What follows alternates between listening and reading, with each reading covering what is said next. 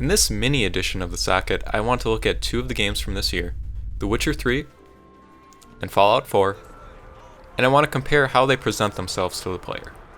The first half hour of a game is particularly important, and these two games use it to convey a lot of the same information, with extremely different results. Both games begin with very well made FMV or pre-rendered cutscenes that establish the game world.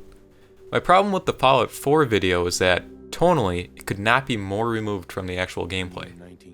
It's self-serious and full of attempted gravitas, whereas the game tends to look more like this. Ooh, just doing your job. Protecting Diamond City means keeping me out, is that it? Oh, look, it's the scary reporter. I'm sorry, but Mayor McDonough's really steamed, Piper. This isn't a huge problem, but The Witcher 3 is an example of how to do the same thing without throwing the actual game under the bus. The Witcher's opening doesn't exactly portray gameplay, but it portrays the state of the world and the types of people in it much more effectively than Fallout's.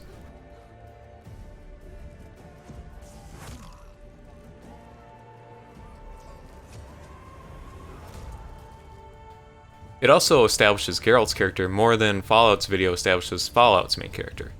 It shows him risking life and limb traveling the world in search of a mysterious woman, whereas Fallout's video simply establishes the main character as a war veteran. This is where the two games start to completely diverge. At a basic level, both games are telling the same story. In The Witcher, you're looking for a lost lover and a missing child. In Fallout 4, you lose a lover and then you go looking for a missing child.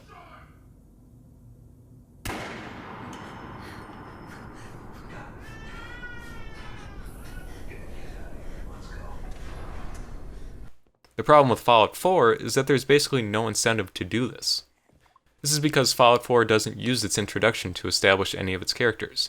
Obviously, you and your spouse are in love with each other, but the characters don't actually portray that love in any way. You just kind of wander around your house and make petty quips about going to the park for a picnic.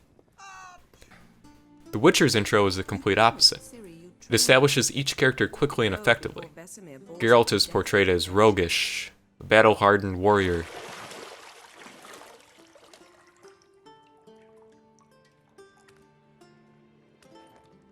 His relationship with Yennefer is flirtatious and passionate, which is enhanced by the huge differences in personality that the two lovers have. It's uninstructive, not to mention unreasonable.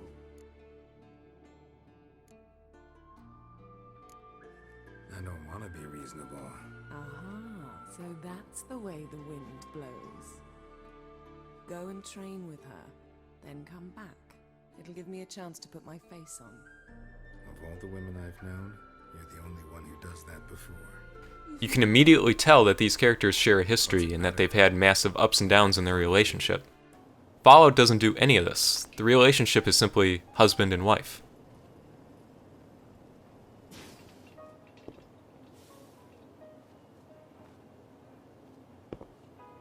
Hun? I'm hurrying up, don't worry. And then there's the kid. Fallout 4 does absolutely nothing to establish a reason why you'd want to save your baby other than it's your baby. This feels like the cheapest possible way to establish a motivation for the main character. That this is the entire basis of the main quest is kind of insulting. Meanwhile, The Witcher 3 establishes Ciri as a living, breathing character. She shows both rebellion and promise, and she's obviously very talented. There's a sense that she shares many character traits with Geralt.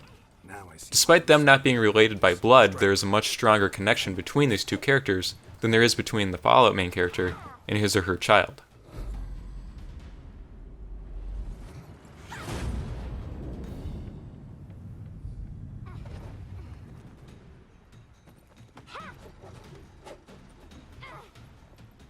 You're not in a circus, pirouette.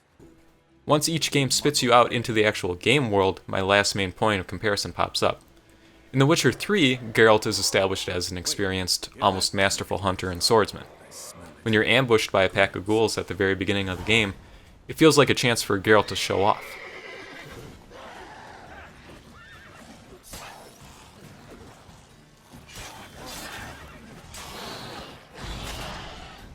In Fallout 4, I'm playing as a female character.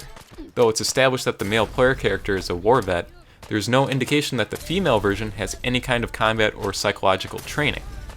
As such, it's extremely odd that After being woken up after 200 years of cryogenic sleep, your character deals with her apocalyptic surroundings with a mixture of sarcasm and vague disinterest. Your character basically goes from a housewife to a flawless killing machine in the span of about 20 in-game minutes. This cognitive dissonance is enhanced by a section featuring power armor that occurs very early in the game. Rather than let the player grow into a warrior of the wastes over the course of the game, that role is shoved towards you almost immediately.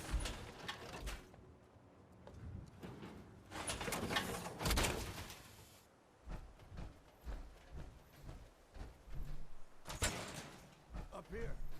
Boss, we got somebody up here. It's odd not only thematically, but also from a gameplay perspective. Why give the player the best weapons at the start, and then have them spend the rest of the game using guns held together by nails and duct tape?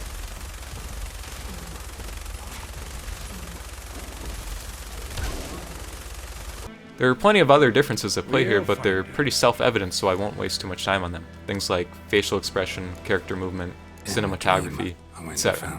The Witcher excels at these things. Those were the days. Little she-devil.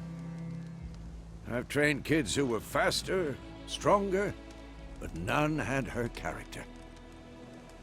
And Fallout 4 does a generally horrendous job.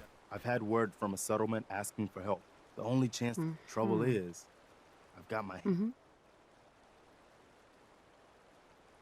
What kind of help do they need? sounded like the usual.